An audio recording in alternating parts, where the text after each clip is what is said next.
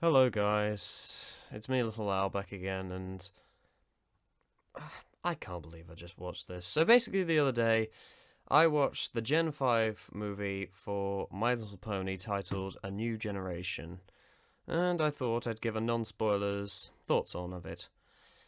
It's been in the works for a while now, and with the legacy the previous generation has already garnered, a lot of people, unfortunately, will be comparing this to Friendship is Magic, and in all honesty, as hit and miss as I was with Gen 4, this does not match up. As a physical product, it does not match up. This film does have its problems, and I'm sorry, but the villain and the climax is dumb. There were some elements that will be extremely dated in due time, and some already are to some extent. It's littered with some noticeable plot holes. But we want to know what the worst part about all this is. The worst part, the creme of the crop in terms of my criticism directed towards this film. The absolute worst part of it all is I don't give a flying fuck. Yes, you just got hit with the filthiest fake out ever. Don't get me wrong, this film isn't perfect. Those elements I discussed are true. But guys, really, I don't care. I had so much fun watching this film. It was a film that I could not I could get not only get through, I can not only get through, but also enjoy getting through. And maybe that's because I was trying to get I like before watching it, I made like a conscious effort to get rid of my gag reflex, if you will, when it came to cringy moments. But to be honest, I didn't find myself cringing at all, which was admittedly one of the main reasons I didn't really get into Friendship is Magic. It was so painful, the cringe humor that era relied on at times. But here, I never really found myself cringing, even with the elements that on paper seem cringy as hell, like the whole hoof to heart thing. Like, really, that should be vomit inducing, but it isn't. It really isn't. It has a purpose in the story, strengthening the bond between the characters. And also, on the subject of characters, like the previous generation, they are perhaps the strongest aspect here.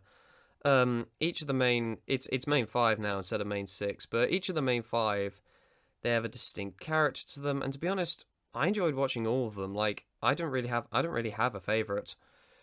But no, they had charm, character, and dare I say it, they were very, very cute.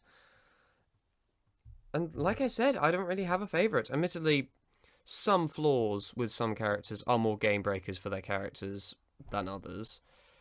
But I just put that with how they're revolving around the story of the film, not really the character itself. I mean, if this is a new transition into a new series, then it's done a stellar job in setting up the characters. I also really like how they represent the previous main six, and yet they all have a kind of separate identity from them. I think the most noticeable example for me was Pip. I kind of see her as the rarity of the group, but instead of being a fashionista, she's instead a social media star, and also a Pegasus. So they resemble the main six, but at the same time, these characters are their own. You know. Furthermore, I found myself skipping in the 2017 MLP film. I found myself skipping a lot of the songs from that movie, but I found them really catchy here, and there was like a mix of genre in there. They flowed with the story well, surprisingly enough. Admittedly, a few songs had quite inconsistent melodies, but I think they were lyricized well enough to make them stick. They stuck in my head. At least for me to give the songs a clap when they were finished. Going back to my earlier point about the previous generation's reliance on cringe humour, this has more contemporary awkward humour, which normally I frown at, especially in kids' flicks, but here some moments were genuinely quite funny, relevant to the plot or not. Like, I get humour as a priority in children's film, but here I think the humour is serviceable, like pending a second watch where some things I found funny on my first watch I might not find as funny on a second watch. As for other positives, the animation, as expected, with a company as rich as Hasbro, is absolutely stunning. There's a real sense of texture, especially to the characters. The world it is made to represent the toy brand, which sounds like kind of sly marketing, but think of something like the Lego Movie, where the rough, almost stop motion esque aesthetic is done to establish the world as one created in Lego. And a very similar thing is done here, and yet these characters that look like toys fit beautifully into the large-scale, fantastical world that they embark in, which is just such a joy to stare at. You could get yourself lost in those environments. It's going back to the kind of toy-like aesthetic. It's a piece of experimenting which I think is going to be one of the trademarks of this new generation. Also, I can really appreciate the attempt at a dark subtext, though it's not really used effectively. I'll get to that a bit later. It was clear from the trailers, so this isn't really a spoiler, but it was clear from the trailers that the whole antagonizing of other ponies is clearly a symbol of political propaganda. And it's also neat how the perspective shifts between the three locations, creating a realistic dynamic between all three species of pony. I mean, there's even admittedly cartoonish attempts at creating what is effectively a political scandal and an anti-government rally, which, even though it consists of only one pony. But to be honest, the delivery of the subtext is the worst thing about this film for me. And this brings me into negatives I have with this film. And most of them admittedly are directed towards the villain and the climax, which I won't spoil for you, but I will say both of those elements are dumb as hell. Again, an interesting idea, as when fear is involved, dictatorships unfortunately take hold by exploiting people's fears. But the way they did the villain here was just so unnecessary. Not only is he the most predictable villain of all time, just with his name and his presence, but he doesn't really establish too much of a threat. I had someone tell me that he was supposed to be like a wacky children's villain, but he at least needs a reason to be the villain there. A more personal reason to hate the unicorns and Pegasi, which gives a reason for him specifically to be the villain. You could literally just write him out of the story with how he's used. If you watch the film, you will see exactly what I mean, but that part just really didn't work for me. Also, this film has to have its generic plot device, which is determined to be the main solution to all the problems, only for the overall solution to be something completely different. I mean, this is not only an all too common mistake many of these children's films make, but it also just in the film itself, it introduces a whole host of other plot holes. As for other negatives, there's nothing else major, but I will say it does leave some necessary questions unanswered.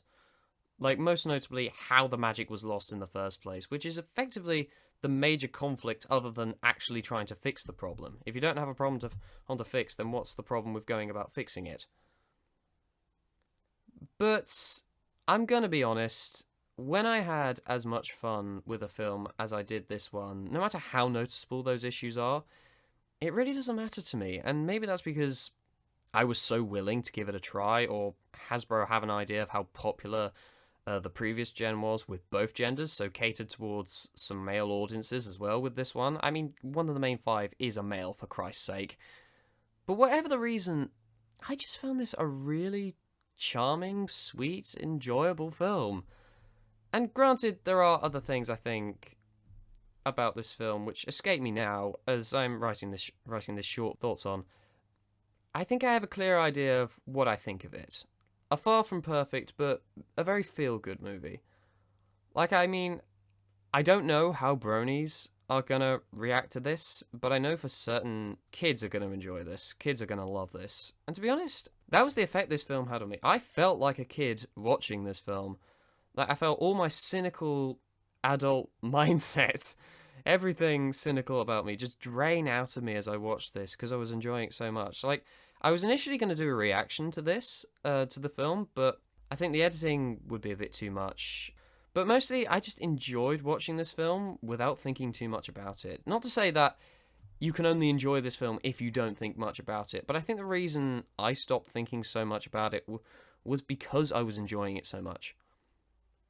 So, overall, I'd say it was worth the wait, especially for the overall uplifting experience this film provides, even for someone who has only recently been introduced to the Brony fandom and is still undecided on the mindset one should hold towards the idea of grown men watching media about magical ponies.